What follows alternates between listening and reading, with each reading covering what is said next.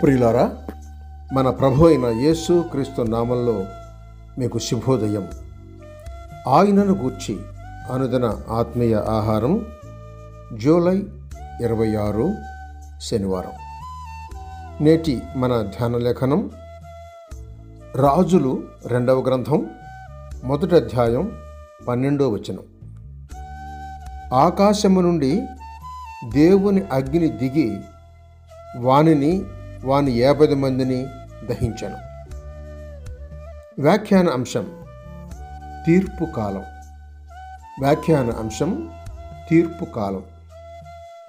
వ్యాఖ్యానం: ఈ తీర్పు ఏలియా ద్వారా దేవుని శక్తి క్రింద జరిగింది.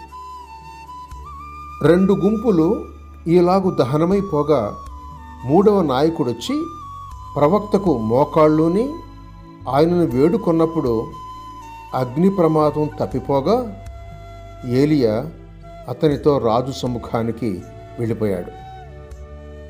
యెహోవా దూత కూడా పొమ్మని అతనికి సెలవిచ్చాడు.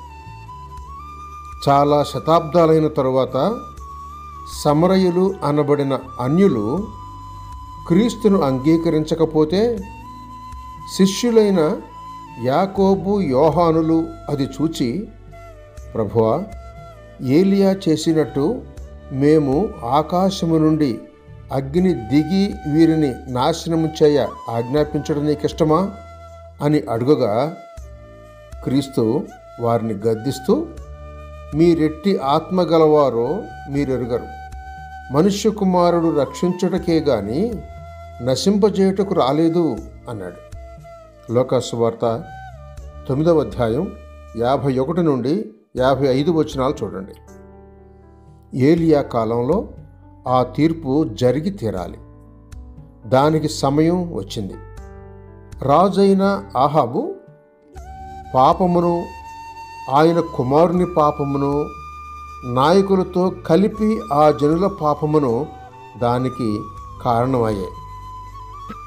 ఆ సమరయులకు అప్పటి తీర్పు కాలం వచ్చి ఉండలేదు కనుక అగ్నిని రప్పించి క్రీస్తు వారిని దహించలేదు. అవును, వారి కొరకు, మనందరి కొరకు క్రీస్తు చనిపోవు కాలం వచ్చింది. మరియు తరువాత వారిలో ఎందరో రక్షించబడ్డారు. యోహాను సువార్త 4వ అధ్యాయం 39 నుండి 42 వచనాలు చదవండి.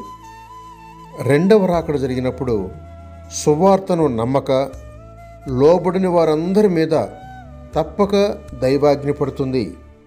ఇది ఆలోచించతగింది.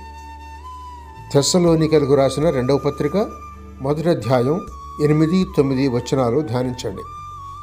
మరి మీరు రక్షింపబడి ఉన్నారా లేదా? సహోదరుడు సైలస్ ఫాక్స్ శుభములతో వందనాలు.